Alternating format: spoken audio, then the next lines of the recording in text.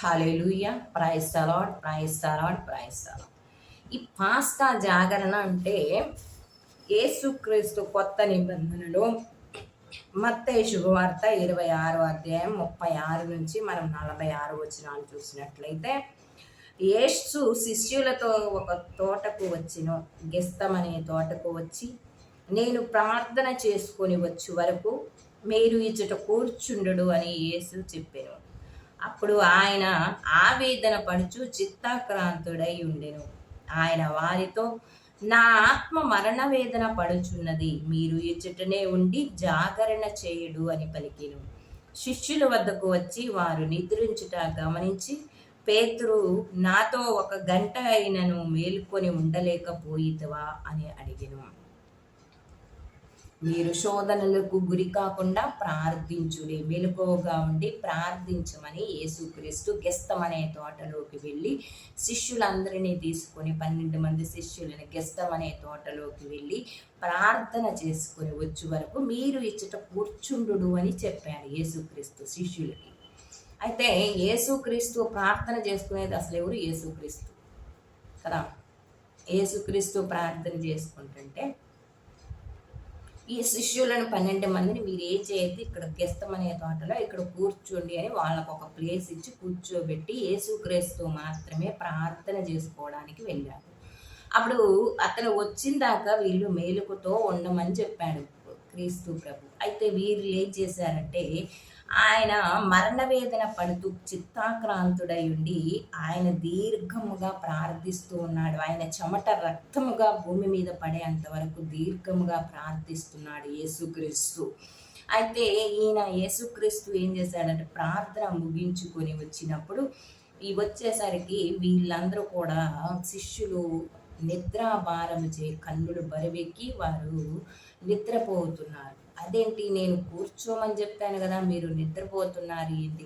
లేండి మీరు ఆత్మ ఆసక్తిగా ఉన్నను, దేహము దుర్బలంగా ఉంది అని యేసుక్రీస్తు వారి లేపి మళ్ళా మీరు ఇచ్చటనే కూర్చోండి, నేను వెళ్ళి ప్రార్థన చేసుకొని వచ్చే వరకు మీరు ఇచ్చట కూర్చోండి అని చెప్పాడు. అంటే దేవుడు ప్రార్థన చేసుకొని వచ్చేంత వరకు కూడా నువ్వే కాదు నేను కూడా కూర్చుండలేకపోతున్నాము ప్రియా సహోదరి సహోదరుడా. ఎందుకు అంటే మనము బాధల్లోనూ కష్టాల్లోనూ మనం మానవులం కాబట్టి ఆయనతో 1 గంట సేపు ఉండి కూడా మనము ప్రార్థించలేకపోతున్నాము ప్రియా సహోదరి సహోదరుడా.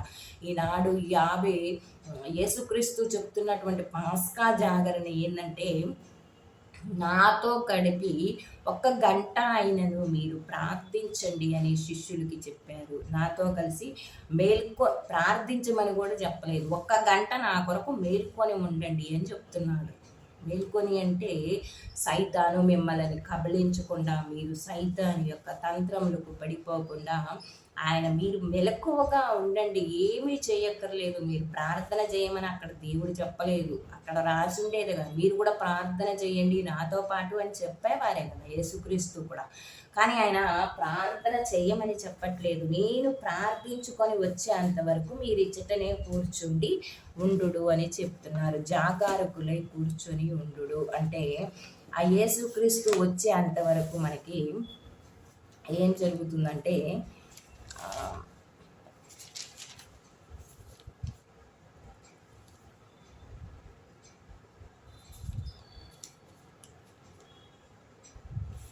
అంతటా యేసు తన శిష్యులతో గెస్తమనే తోటకు వచ్చి, నేను ప్రార్థన చేసుకునే వరకు మీరు ఇచ్చట కూర్చుండు అని చెప్పెను.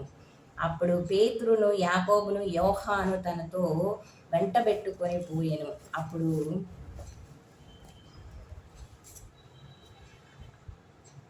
అప్పుడు ఆయన ఆవేదన పడుచు చిత్తాక్రాంతుడయ్యను. ఆయన వారితో, నా ఆత్మ మరణ వేదన పడుచున్నది, మీరు ఇచ్చటనే ఉండి జాగరణ చేయుడు. మీరు ఇచ్చటనే ఉండి జాగరణ చేయమని చెప్తున్నారు. పాస్కా జాగరణ చేయండి అని, ప్రార్థించమని చెప్పట్లేదు, జాగరణ చేయండి అని చెప్తున్నారు. ఈ జాగరణ అంటే ఆ మేలుకొని ఆ రాత్రంతా కూడా మేలుకొని జాగరణ చేయండి అని చెప్తున్నారు యేసుక్రీస్తు. అప్పుడు ఆయన వారితో, నా ఆత్మ మరణ వేదన పడుచున్నది, మీరు ఇచ్చటనే ఉండి జాగరణ చేయండి అని. ఆయన కొంత దూరం వెళ్ళి నేలపై సాగిలపడి, సాధ్యమైన ఎడల ఆ గడియ నా నుండి తొలగిపోవాలనని ప్రార్థించెను. కానీ అబ్బా, తండ్రి నీకు సాధ్యమైనది ఏదియో లేదు, నీకు అసాధ్యమైనది ఏదియూ లేదు. ఈ పాత్ర నా నుండి తొలగింపుము, అయినా నా ఇష్టము కాదు నీ చిత్తమే నెరవేరనిమ్ము అని ప్రార్థించాడు. మనం కూడా ఈనాడు ఏదైనా బాధ కలిగితే ప్రభువా ఈ బాధను తీసేయండి తీసేయండి తీసేయండి అని మనం గట్టిగా ప్రార్థన చేస్తాం. కానీ అక్కడ యేసుక్రీస్తు చేసినట్లు కూడా మనం కూడా ప్రార్థన చేయాలి. ప్రభువా అబ్బా తండ్రి నీకు అసాధ్యమైనది ఏదీ లేదు, కాబట్టి ఈ పాత్ర నా నుండి తొలగిపోనని నీకిష్టమైతే, ఈ బాధ నా నుంచి తొలగిపోవటం నీకిష్టమైతే నీ చిత్తమే నెరవేరనిమ్ము అన్నాడు. అంటే యేసుక్రీస్తు చేసినటువంటి ప్రార్థన, నీ చిత్తం నెరవేరనిమ్ము, ఇది యొక్క పాత్ర నా నుండి తొలగింపుము, అయినను నా ఇష్టం కాదు నీ చిత్తమే జరగనిమ్ము. అంటే ఆ యేసుక్రీస్తు ఆ శిలువ మీద మరణించకుండా తండ్రి దేవుడు కాపాడుతాడా? కాపాడుతాడు. కానీ ఆయన వచ్చిందే తండ్రి దేవుని చిత్తం నెరవేర్చటానికి. కాబట్టి ఆ చిత్తము నెరవేర్చి నిమ్ము, నీ చిత్తమే జరగనిమ్ము నా జీవితంలో, నా ఇష్టం ఏమీ లేదు. ఒకవేళ నేను ప్రభువా తండ్రి అని యేసుక్రీస్తు ఏడిస్తే తండ్రి దేవుడు మరణం నుంచి కాపాడేవాడే. కానీ అక్కడ తనను తాను విధేయత చూపి తనను తాను తగ్గించుకొని ఆయన నా చిత్తము కాదు అయినను నా ఇష్టం కాదు తండ్రి, నీ చిత్తమే నా జీవితంలో జరగనిమ్ము అని. అందుకే మనం కూడా ఏదైనా బాధ కలిగినప్పుడు, ఏదైనా కష్టము, ఏదైనా మనకు రోగం వచ్చినా, బాధ వచ్చినా, ఏదొచ్చినా మనం ఏమని ప్రార్థించాలంటే, నీకు అసాధ్యమైనది ఏదీ లేదు నాయన, కానీ తండ్రి దేవ యేసయ్యా నువ్వు నాకు ఈ యొక్క బాధను అనుభవించటానికి నీ చిత్తం అయింది, కాబట్టి నా ఇష్టం ఏమీ లేదు, ఈ యొక్క బాధను భరించగలిగే శక్తిని మాత్రం నాకు దయచేయమని ప్రార్థించాలి ప్రియా సహోదరి సహోదరుడా. ఆమేన్.